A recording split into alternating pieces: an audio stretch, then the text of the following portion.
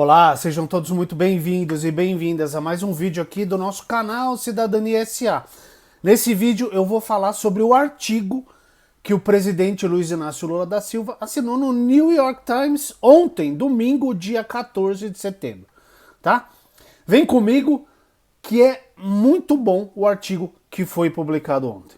No New York Times, de onde? Lá dos Estados Unidos. Lula fala em orgulho do STF após condenação de Bolsonaro em artigo no New York Times. Matéria do Rafael de Cunto da Folha. Da Folha.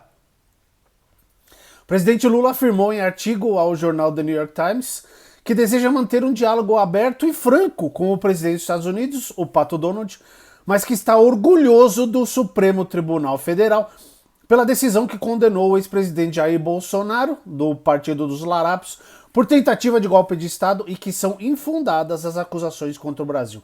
Aspas aqui pro artigo. Presidente Trump, permanecemos abertos a negociar tudo que possa trazer benefícios mútuos, mas a democracia e soberania do Brasil não estão na mesa de discussão, afirmou Lula. O artigo, segundo ele, é uma resposta do Brasil às tarifas extras de 50% sobre produtos brasileiros importados pelos Estados Unidos. A publicação ocorre justamente logo após o STF condenar Bolsonaro a mais de 27 anos de prisão pela trama golpista.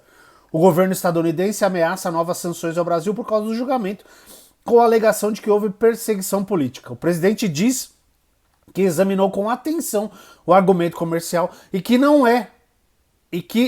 não apenas equivocado, mas também ilógico, já que há superávit na balança comercial em prol dos estadunidenses. A falta de racionalidade econômica por trás dessas medidas deixa claro que a motivação da Casa Branca é política, escreve o presidente.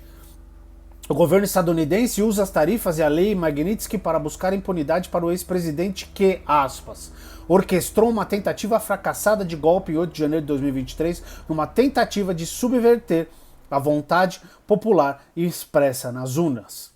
Ele também cita planos para assassiná-lo, ao vice-presidente Geraldo Alckmin e ao ministro Alexandre de Moraes do STF, que foi o relator dos processos contra Bolsonaro pela trama golpista. Aspas, tenho orgulho do Supremo Tribunal Federal do Brasil por sua decisão histórica na última quinta-feira, que protege nossas instituições e o Estado democrático de direito. Isso não foi uma caça às bruxas.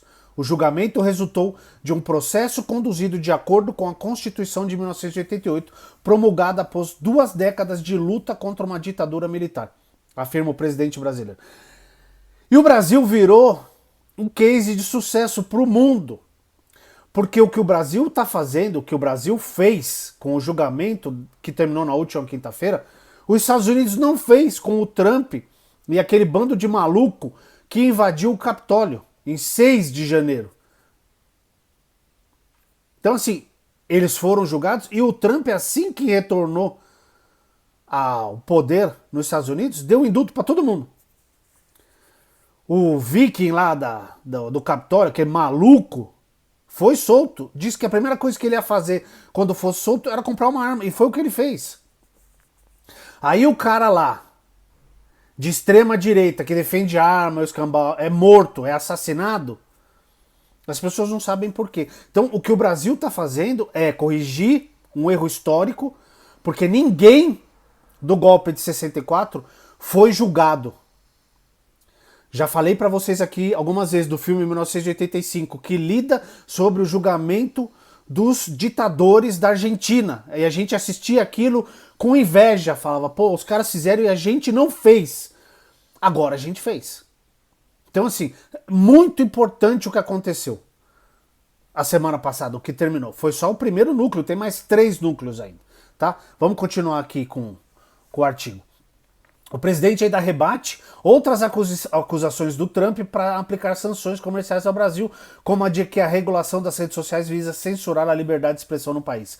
Ele diz que esse argumento é desonesto e que a atuação brasileira busca, aspas, a proteção de nossas famílias contra fraudes, desinformação e discurso de ódio. A internet não pode ser uma terra sem lei, onde pedófilos e agressores têm liberdade para atacar nossas crianças e adolescentes.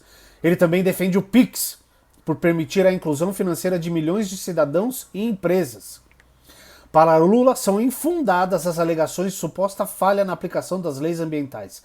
Ele afirma no artigo que o Brasil reduziu a taxa de desmatamento na Amazônia à metade nos 2 anos do seu governo, mas que a redução das emissões de gases de efeito estufa depende também de que outros países façam a sua parte. Está falando ele justamente diretamente para o país que mais polui no planeta, que é os Estados Unidos, tá?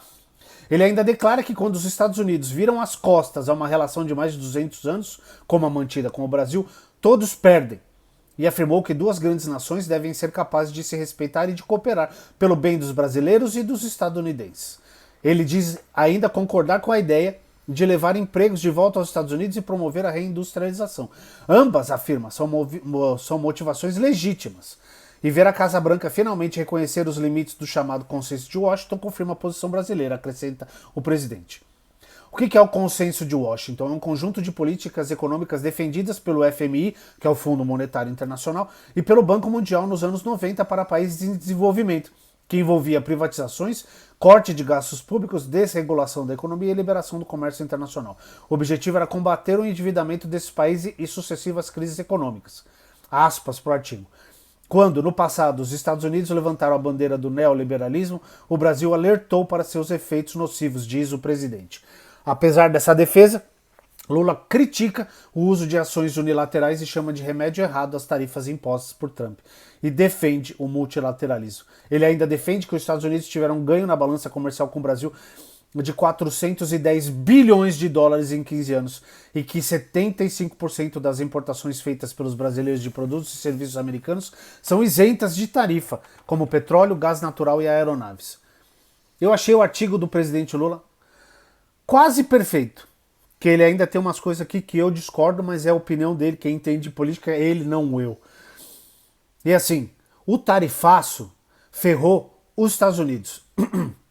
O Brasil, vamos analisar o Brasil depois que o tarifaço entrou em vigor. Empregos aumentaram, o número de emprego aumentou, tá? A gente está no menor número histórico de desemprego desde que é medido. A inflação caiu, a gente está em deflação, a gente teve deflação no último mês. Deflação é quando está negativa a inflação. Caiu, o número caiu.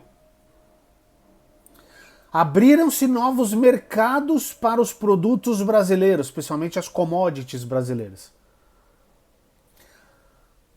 A popularidade do presidente Lula aumentou. A do ex-presidente caiu.